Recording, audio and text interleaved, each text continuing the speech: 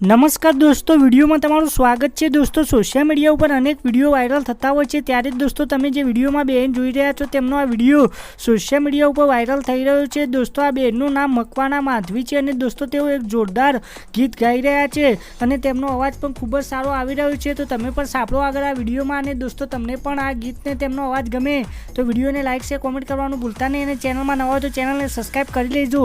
તો સાંભળો આગળ આ વિડીયોમાં।